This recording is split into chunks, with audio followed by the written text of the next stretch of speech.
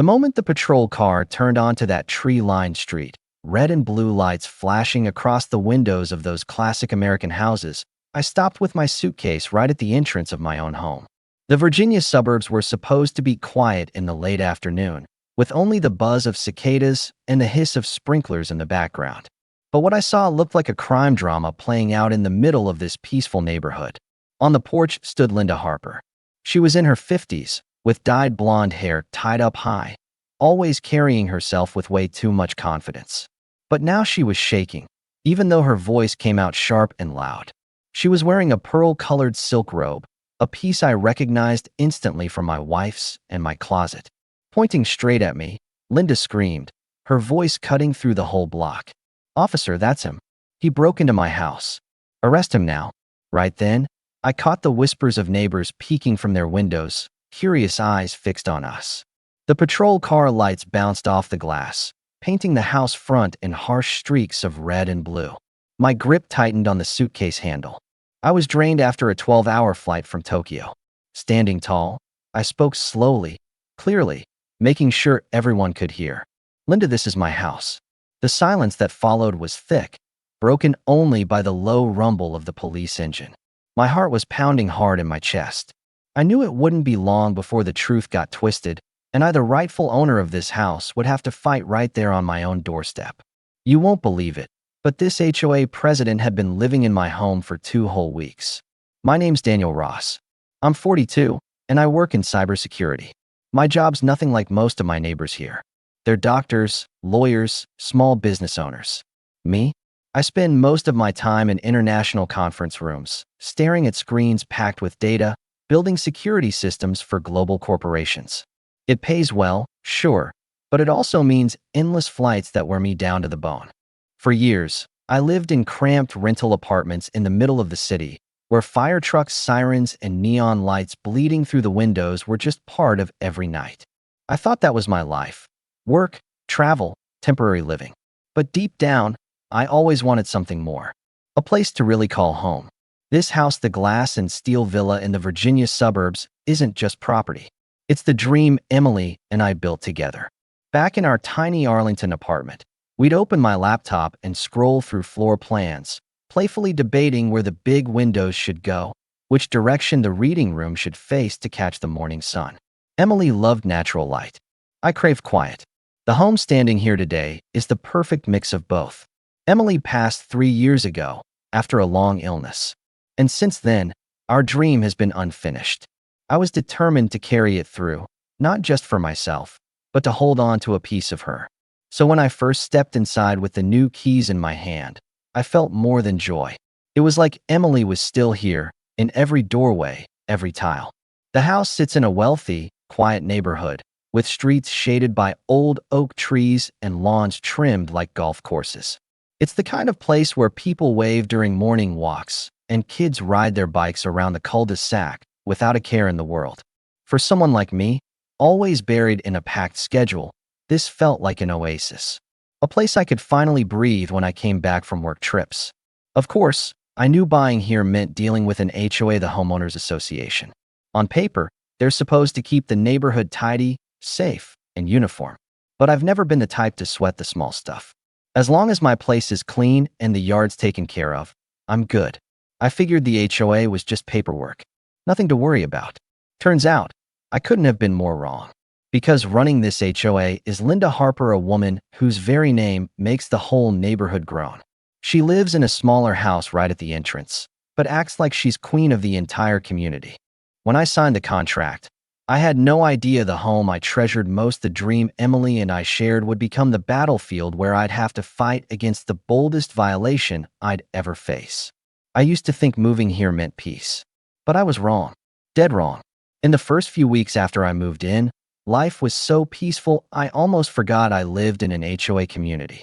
Every morning I woke earlier than usual, made a cup of coffee with the new espresso machine, and took it out to the back porch to sip. Morning light poured through the big living room windows, casting a warm golden glow on the wood floor. I'd crack a window to let the cool air from the surrounding oak woods in. The backyard became my favorite place. I planted a Japanese maple in the corner, a small detail with big meaning. Emily used to say, One day we'll have a garden with bright red maples in the fall.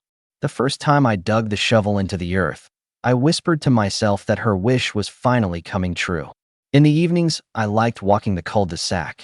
Neighbors sat on their porches, chatting over the smell of barbecue. Kids laughed as they rode their bikes in circles, the chains clicking cheerfully. A few folks who'd seen me around waved. In those moments, I thought maybe this was the American dream I'd pictured for so many years. Even work felt easier when I had a peaceful place to come back to. After long flights, I no longer felt lost in temporary apartments. Instead, I'd open the door to warm light reflecting off the glass walls and hear familiar jazz playing on the smart speakers. That's how I shook off the exhaustion. I'd sink into the armchair, look up at the high ceiling, and breathe out. Finally, I belonged somewhere. One late night, I sat in the reading room, the room Emily always dreamed of, and realized this house was like a promise that never faded. It reminded me that even though she was gone, our shared dreams still lived on, in the bricks, the glass, and the warmth that filled every corner. Those days made me believe life had finally given me a quiet place. A place with no fights, no noise, just the peace I'd been searching for all those years. But I didn't expect that peace was only on the surface. Underneath, a storm had been simmering, waiting to break. That peace lasted less than a week before I met Linda Harper. She showed up at my front door on a Saturday morning, clipboard in hand, looking more like an inspector than a neighbor. I remember the sky was clear that morning, sunlight streaming through the oak branches, and I was about to head out back to check the sprinkler system. But the pounding on my door made me stop. When I opened it, there she was. A woman around 55, blonde hair pulled tight into a high ponytail, heavy makeup that made her face look stiff. She wore a pastel floral dress that was a little too tight and carried a shiny leather purse polished to perfection. Her smile looked warm, but it was as cold as standing in front of a wax figure. "Welcome to Cypress Oaks," she said flatly, her eyes sweeping from my porch to the front lawn. "I'm Linda Harper, HOA president. I'm here to let you know your mailbox is completely out of compliance." I frowned. The mailbox? I had just picked a sleek black steel design, perfectly matching the modern glass and steel look of the house. "What's wrong with it?" I asked. Linda lifted a sheet from her clipboard and read it like a verdict. Rule 14, Section 3. Mailboxes must be colonial style, painted green, to maintain the community's uniform aesthetic. You can purchase the approved model at the designated store. Failure to replace it will result in a $50 fine per day. I froze, wondering if I'd heard right. In a neighborhood full of modern homes and mixed designs, I was being forced to replace mine with some outdated green colonial box. I tried to keep calm, but this mailbox is part of the home's approved design. It was installed legally with the house plans. Linda smirked, her smile never reaching those icy eyes. "Rules are rules, Mr. Ross. We maintain the aesthetic integrity of the entire community. I expect your cooperation." Then she scribbled on her clipboard, like nothing I said mattered. I wanted to argue, but when I glanced back at the unopened boxes piled in my living room, I sighed. I'd fought too many battles at work already. I didn't have the energy to start a war over a mailbox. In the end, I quietly bought the ugly green one and swapped it in. Only later did I realize that was my first mistake. Because, like a shark smelling blood, Linda had found my weakness. I was willing to give in. And from then on, the warning notes started showing up one after another. One morning, I was fined because my trash bin stayed out 45 minutes past collection. The next week, I got a notice that my Japanese maple wasn't on the approved plant list. Another time, just because an Amazon package sat on my porch for over 3 hours, she wrote, "Eyesore must be removed immediately to protect community appearance." Every time I opened the mailbox, there was another slip of paper crammed with words dripping in sarcasm. I started to feel like a prisoner in my own home, ruled by petty regulations. One afternoon, while I was crouched down, annoyed, measuring the height of my grass with a ruler just to make sure I wasn't breaking any rules, Arthur Miller, my next-door neighbor, leaned on the old wooden fence and chuckled. "Welcome to Linda's game." Arthur, a retired engineering professor with white hair and a kind smile, shook his head. "Don't let her drive you crazy. Linda's run this place like her own kingdom for over 10 years. I once saw her try to find a family because their grandkid's birthday party had too many balloons. I gave a weak laugh, but inside, a chill ran through me. I realized the peace at Cypress Oaks was only surface deep. Behind it was a small but relentless power structure, with Linda Harper holding the scales. Back then, I still thought I could endure it. But I had no idea everything was about to spiral into a nightmare I never saw coming. In early May, I flew to Tokyo for a big project. Before leaving, I did exactly what the HOA required. Sent an email to the board, letting them know I'd be gone for 4 weeks, from the 1st through the end of the month. I even switched my house to energy-saving mode and armed the security system. I'd built myself a network of sensors, cameras, and logs tracking every flicker of light and every change in temperature. The first week in Tokyo was a blur. Meetings stacked on meetings, tense presentations with corporate execs. By the time I got back to the hotel, I'd just crash. I barely had a second to think about home. But in the second week, something odd popped up. My phone sent an alert. The thermostat in the master bedroom had been manually changed from 65 to 72 degrees. I frowned, figured it was just a glitch. But 2 days later, the smart fridge recorded a gallon of milk, some yogurt cups, and what really stopped me cold, a cheap bottle of Chardonnay. I never drink cheap wine. That uneasy feeling crept into my bones. I logged into the system from my laptop. The records showed someone turned on the TV at night, logged into my streaming account, and spent 3 hours watching a reality show about rich housewives. My heart raced, my hand tight on the mouse. I switched over to the live camera feed, and what I saw left me stunned. On my leather sofa sat Linda Harper, wrapped in one of my cashmere throws, sipping wine from a crystal glass. Right next to her, her husband Mark had his feet propped up on my coffee table, flipping channels with the remote like this was their living room. They looked so relaxed. I felt like I was the intruder spying from outside. I slumped into the chair, my head spinning. This wasn't a break-in. This was an outright takeover. Linda hadn't just stopped by to check on things. She had moved in, treating my house like her private vacation rental.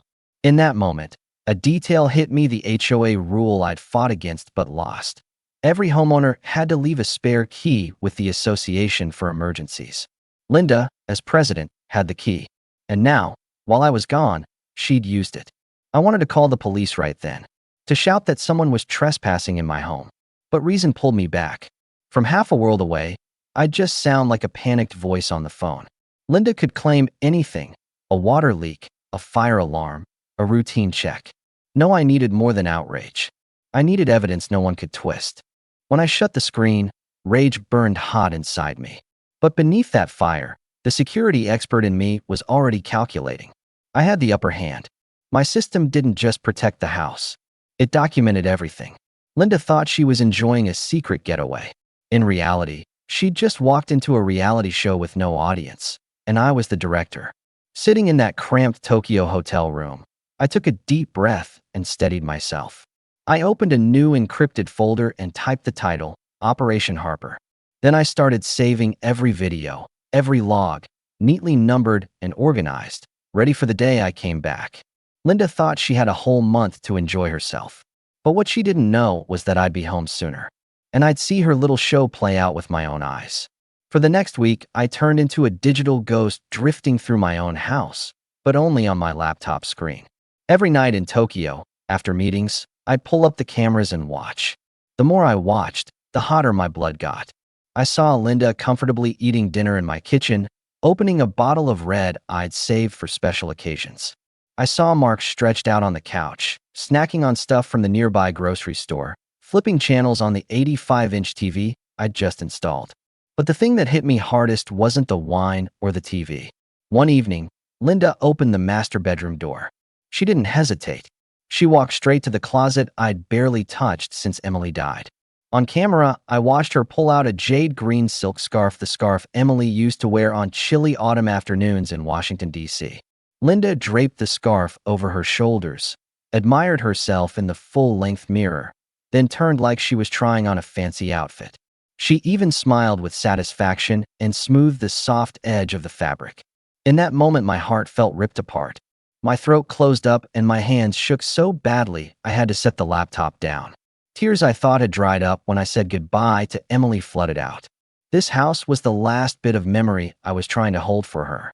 And now a brazen, arrogant woman was treating it like a stage to show off her shallow desires. I stopped seeing this as an HOA violation or a civil dispute. It was a deep, personal insult.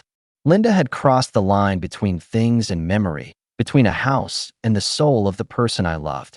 From that second on, I swore I wouldn't just get the house back. I was going to make her pay for every ounce of arrogance she'd shown. Pain turned into motive. Instead of calling the police right away, a quicker but risky choice, I took the harder road: gather proof.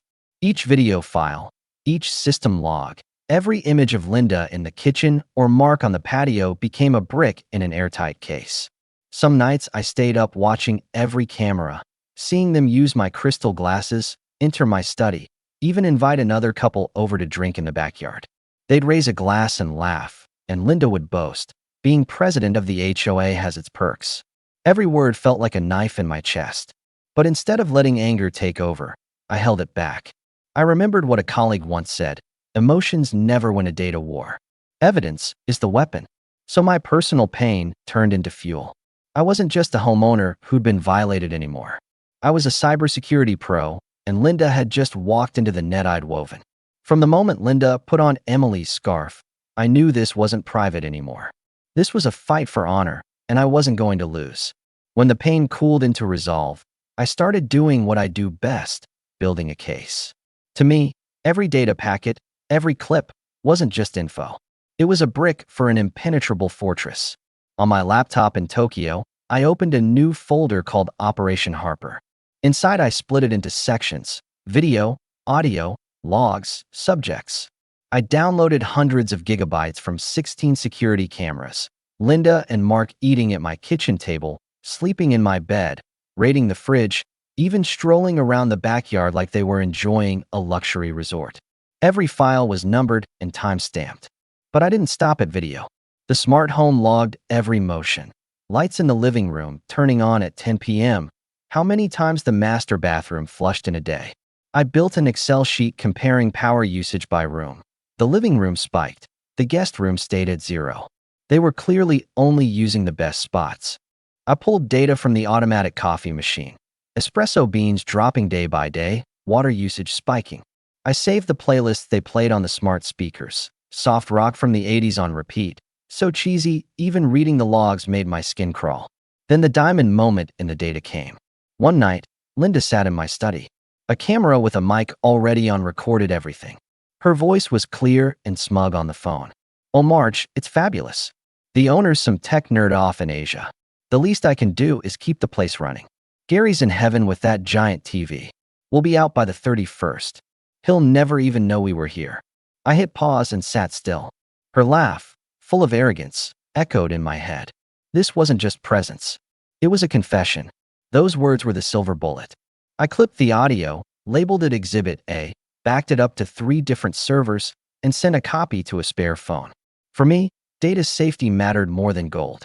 The next morning, I sent an encrypted, urgent email to David Kaplan, a lawyer I'd worked with on cyber cases. Subject line: urgent unlawful occupancy evidence. I attached a screenshot of Linda on my sofa and the short audio clip. David replied in under an hour: "Call me now." We spoke on a secure line. He was quiet for a few seconds, then let out a long whistle. "Daniel, in 20 years of practice, I've seen bold people, but this is classic arrogance. We can make this a test case to take her down." A plan took shape. David warned that if I returned on June 1st like I'd told the HOA, Linda could clean up and deny everything. But if I came back early, she'd be caught off guard. She'd panic, act on instinct, and the truth would be easier to show the police. We picked May 15th, long enough for Linda to get comfortable in her vacation, and early enough that she couldn't erase the traces. The rest of my days in Tokyo turned me into a mad coder. Days I presented to clients. Nights I edited, labeled, and sorted data in the hotel. I made a slide deck with images, timestamps, and Linda's words. I cut a 5-minute highlight reel from multiple days showing clearly this wasn't a check-in. It was extended illegal occupancy. When exhaustion hit, I pictured Linda with Emily's scarf. That hurt turned into fuel. Before my flight home, I and David traded one last email. He wrote, "Let her call the cops. Stay calm. Facts will win. She'll destroy herself with her arrogance." I closed the laptop and leaned back in the hotel chair. For the first time in weeks, I felt steady. I was ready. Linda thought she was enjoying a free vacation. What she didn't know was I'd set a tech trap, and I was waiting to close the curtain. That 12-hour flight from Tokyo to Virginia was probably the longest of my life. Not because of jet lag or exhaustion, but because my heart pounded with every passing hour. On the plane, I opened my laptop and scrolled again and again through the evidence, organized like a full prosecution file. The Operation Harper folder was packed with videos, audio, data logs, all waiting for the moment I'd step back into my own home.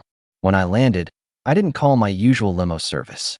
Instead, I grabbed an old yellow cab and told the driver to stop 2 blocks from my house. I didn't want anyone spotting I was back. My suitcase rattled on the pavement. Birds chirped in the oak trees above. The spring sky was bright and clear. Everything looked peaceful, the exact opposite of the storm about to break. I walked slowly into the neighborhood, my eyes lingering on the small house by the gate Linda's place. Her silver Mercedes wasn't in the driveway. My chest tightened. She had to be in my house. When my villa came into view, I saw her right away.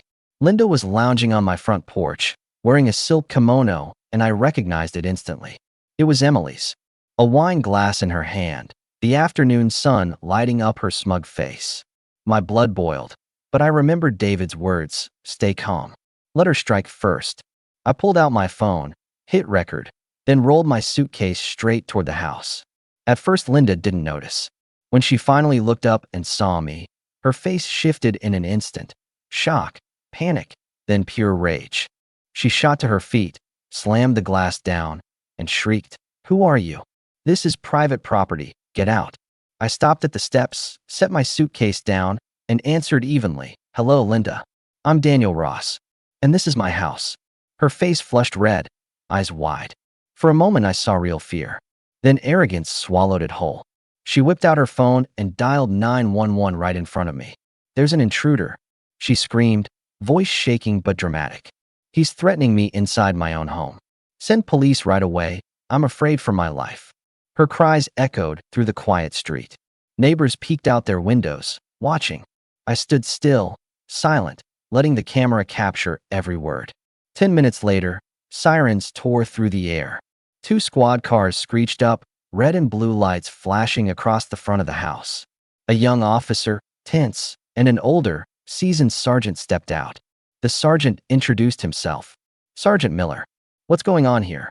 Linda rushed forward, pointing at me. "It's him. He broke into my house. He's dangerous. Arrest him." The young cop, Officer Reed, put his hand on his holster and ordered me to raise my hands. I did, speaking calmly. "Check my ID. I'm the owner of this house." Sergeant Miller studied me, then motioned for my license. I slowly pulled out my wallet and handed it over. He glanced at it, then looked back at the house. 1120 Cypress Lane. His experienced face shifted from doubt to sharp focus.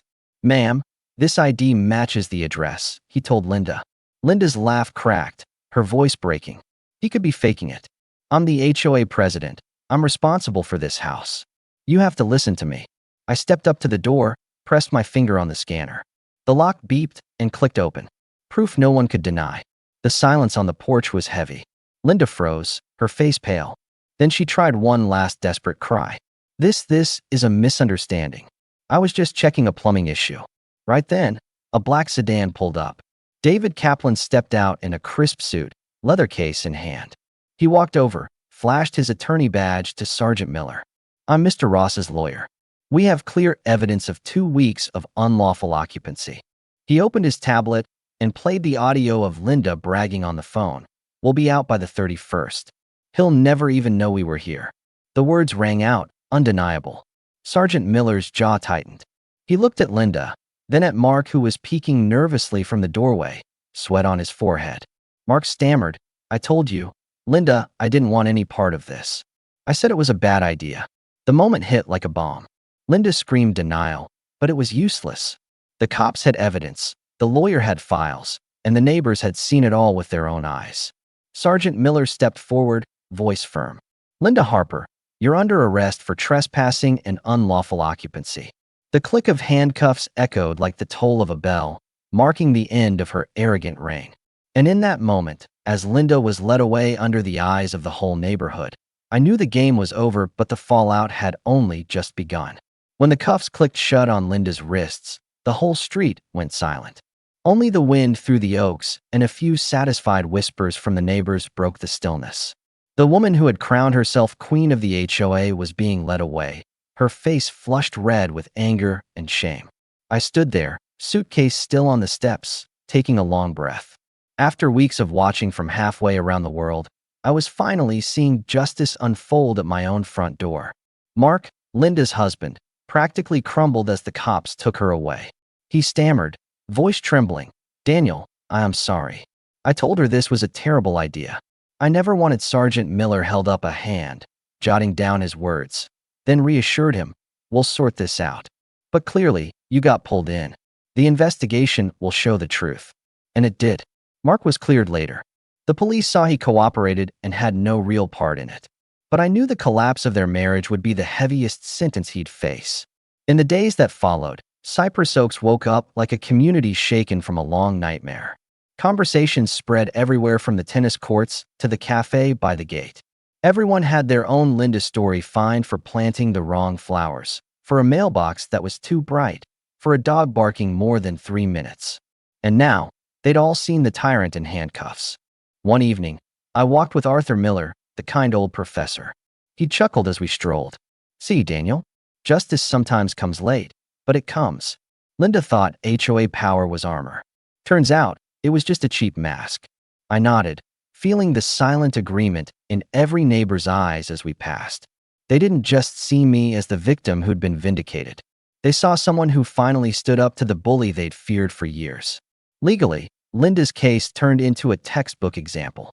With the mountain of video, audio, and data I handed over, David Kaplan barely had to lift a finger. Faced with overwhelming proof, Linda's lawyer had no choice but to tell her to plead guilty. The verdict: 3 years probation, heavy fines, and full restitution for everything from wine and groceries to the last coffee bean.